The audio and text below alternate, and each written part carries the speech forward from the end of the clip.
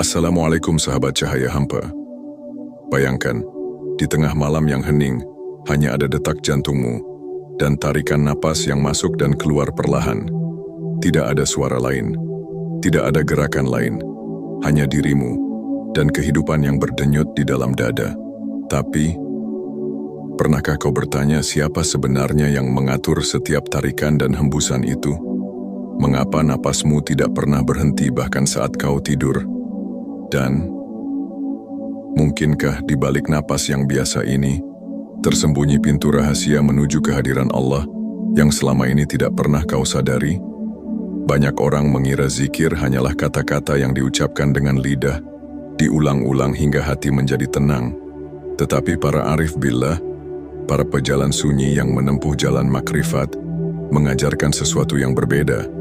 Mereka percaya, napas bukan sekadar tanda kehidupan. Napas adalah tali penghubung antara jasad dan ruh.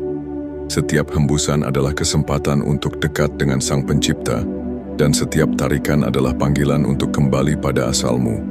Zikir nafas, sebuah amalan yang terdengar sederhana, namun menyimpan rahasia yang begitu dalam, hingga sebagian ulama memilih menyampaikannya hanya kepada murid-murid terpilih. Sebab, ketika dilakukan dengan kesadaran penuh, zikir ini tidak hanya menenangkan hati, tetapi juga mampu membakar hijab-hijab yang menutupi pandangan batin. Inilah amalan yang mengubah napas biasa menjadi napas yang hidup, napas yang mengingat, napas yang mengenal, napas yang kembali. Dalam video ini, kita akan menyelami apa yang jarang, bahkan hampir tak pernah, diajarkan tentang zikir nafas. Kita akan menelusuri jejaknya dari hikmah para sufi, membongkar makna yang tersembunyi di balik setiap tarikan dan hembusan, hingga mempelajari bagaimana amalan ini bisa membentuk kesadaran yang tak tergoyahkan. Namun, sebelum kita melangkah lebih jauh, izinkan aku mengingatkan satu hal, ilmu ini bukan sekadar pengetahuan. Ini adalah undangan. Undangan untuk masuk lebih dalam ke ruang hatimu, dan menemukan bahwa setiap napas yang kau hirup adalah pesan rahasia dari Allah. Sejarah zikir nafas tidak tertulis di buku-buku pelajaran umum, dan jarang sekali dibicarakan di mimbar-mimbar masjid. Ia lebih sering berbisik di ruang-ruang sunyi, berpindah dari guru kepada murid, seperti api lilin yang dijaga agar tidak padam.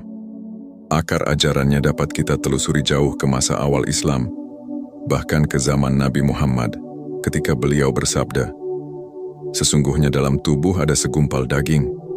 Jika ia baik, maka baiklah seluruh tubuh. Dan jika ia rusak, maka rusaklah seluruh tubuh. Itulah hati." Bagi para sufi, hati inilah yang harus senantiasa hidup dalam zikir, dan napas menjadi kendaraannya. Namun ada alasan mengapa amalan ini tidak diajarkan sembarangan. Pertama, zikir nafas menuntut kesadaran yang sangat tinggi. Jika hati tidak siap, ia hanya menjadi teknik pernafasan tanpa ruh. Kedua, ia memiliki kekuatan yang mampu mengubah pola pikir dan perasaan secara drastis, dan perubahan yang tiba-tiba dapat membingungkan orang yang belum matang secara spiritual. Karena itu, para guru sering menunggu murid menunjukkan kesungguhan dan kestabilan hati sebelum mengajarkannya. Secara filosofis, zikir nafas adalah cermin dari hubungan antara jasad dan ruh. Tarikan napas melambangkan penerimaan rahmat dari Allah, sedangkan hembusan melambangkan penyerahan diri kembali kepadanya. Para arif billah mengajarkan bahwa zikir nafas memiliki 3 lapisan utama: kesadaran, nama, dan irama. Kesadaran berarti menghadirkan hati sepenuhnya di setiap tarikan dan hembusan. Tanpa kesadaran, napas hanyalah gerakan otomatis. Nama adalah lafaz yang disematkan di dalam hati. Sebagian besar sufi menggunakan Allah atau La ilaha illallah yang dibisikkan di dalam batin, bukan di bibir. Irama adalah aliran yang mengikuti pola napas alami, sehingga zikir tidak memaksa tubuh, tetapi mengalir seperti sungai yang tenang.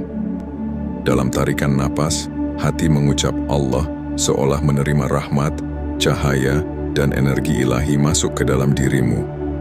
Dalam hembusan, hati melepas dengan hu, menyerahkan kembali semua beban, ego, dan kegelapan pada Sang Pencipta. Tapi ada satu rahasia yang jarang diungkap. Zikir nafas bisa menjadi jembatan menuju pengalaman batin yang sangat dalam, yang disebut syuhud, penyaksian. Ketika hati, napas, dan kesadaran bersatu dalam satu titik, semua batas antara dirimu dan Dia perlahan memudar. Dan saat itu terjadi, setiap tarikan napas menjadi rasa syukur, setiap hembusan menjadi rasa rindu. Para guru sufi juga mengingatkan, ada 3 kesalahan besar yang sering dilakukan orang saat mempelajari zikir nafas. 1. Hanya fokus pada lafaz, melupakan hati. Zikir tanpa kehadiran hati hanyalah gema tanpa jiwa. 2. Memaksa napas mengikuti pola tertentu tanpa kesiapan. Ini membuat tubuh tegang dan hati terpecah. Zikir sejati harus mengalir alami, seperti air di sungai. 3. Mencari pengalaman mistis terlalu cepat. Banyak yang ingin langsung merasakan karamah batin, padahal zikir nafas bukan tentang mengejar pengalaman, melainkan tentang melatih kehadiran. Dan Nabi Muhammad mengajarkan bahwa senyap yang disertai zikir adalah ibadah yang sangat dicintai. Dengan menjaga napas kita dalam zikir, kita sebenarnya sedang menyelaraskan diri dengan napas semesta yang juga bertasbih kepada Allah. Di titik ini, manusia tidak hanya berzikir untuk dirinya sendiri, tetapi juga menjadi bagian dari zikir seluruh ciptaan. Sebelum memulai, pahami satu hal penting.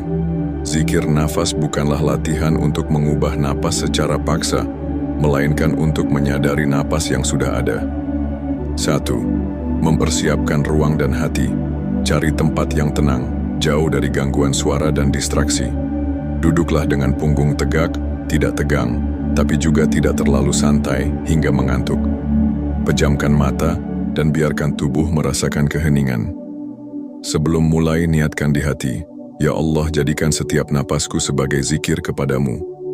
Niat ini adalah pintu awal. Tanpa niat, napas hanyalah udara. Dengan niat, ia menjadi ibadah. 2. Irama dasar. Zikir nafas tarik, napas perlahan sambil menghadirkan lafaz Allah di dalam hati. Bayangkan cahaya masuk melalui napas, memenuhi dada, dan menenangkan seluruh tubuh.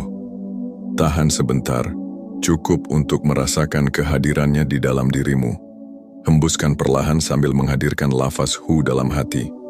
Rasakan seolah semua kegelisahan, dosa dan beban keluar bersama hembusan itu. 3. Lama dan konsistensi. Mulailah dengan 5 menit setiap hari. Jangan memaksakan durasi panjang jika belum terbiasa. Seiring waktu, tingkatkan menjadi 15-20 menit. Ingat, kualitas lebih penting daripada kuantitas. Satu napas yang penuh kesadaran lebih berharga daripada 100 napas yang lalai. 4. Menghadapi gangguan pikiran. Akan ada saat pikiranmu melayang, memikirkan urusan dunia, rencana, atau kenangan. Jangan marah pada pikiran itu. Cukup sadari, lalu kembalikan fokus pada napas dan lafaz di hati.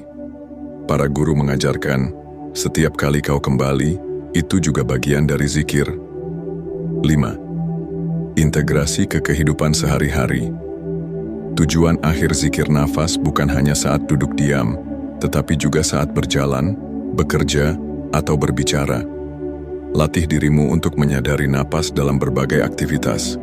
Misalnya, sebelum menjawab pertanyaan, tarik napas sambil mengingat Allah, lalu berbicaralah. Ini membuat kata-katamu lebih tenang dan penuh hikmah. 6. Peringatan penting. Bagi sebagian orang, terutama yang memiliki gangguan pernapasan, jangan memaksa menahan napas terlalu lama. Zikir nafas bukan kompetisi fisik, melainkan latihan hati. Dan yang lebih penting, jangan gunakan amalan ini untuk mengejar pengalaman mistis atau fenomena gaib. Biarkan ia mengalir apa adanya. 7. Rasa yang akan muncul. Jika dilakukan dengan benar dan konsisten, akan muncul ketenangan yang berbeda dari relaksasi biasa. Ada rasa ditemani yang halus namun sangat nyata. Kadang tanpa sadar air mata bisa menetes saat hembusan napas membawa beban yang lama terpendam. Inilah tanda bahwa hati mulai bersih dan pintu rahmat mulai terbuka. Akhirnya ingat pesan para guru. Jangan biarkan satu napas pun berlalu tanpa mengingatnya, karena kau tak pernah tahu napas mana yang akan menjadi napas terakhirmu. Zikir nafas bukanlah sekadar teknik. Ia adalah pengingat bahwa kehidupan ini sendiri adalah zikir yang tak pernah berhenti. Bahkan ketika bibir diam, hati tetap berbicara. Ia mengajarkan kita bahwa rahmat selalu datang di setiap tarikan napas, dan penyerahan diri selalu menanti di setiap hembusan. Jika kau menyadarinya, kau akan mulai hidup dengan cara yang berbeda. Kau akan berjalan dengan hati yang tenang, berbicara dengan kata yang terjaga, dan menghadapi dunia dengan mata yang selalu melihat tanda-tandanya. Namun, semua ini kembali pada satu pilihan. Apakah kau akan membiarkan napasmu mengalir begitu saja tanpa kesadaran, atau kau akan menjadikannya jembatan untuk pulang? Setiap orang memiliki jumlah napas yang telah ditentukan, dan tak seorang pun tahu kapan napas terakhir itu akan tiba. Maka, mulai dari sekarang, jadikan setiap tarikan napas sebagai penerimaan rahmat, dan setiap hembusan sebagai penyerahan diri. Biarkan napasmu menjadi zikir yang tidak pernah putus, hingga suatu hari nanti saat napas terakhir itu tiba, ia pun menjadi salam pulangmu kepada Allah.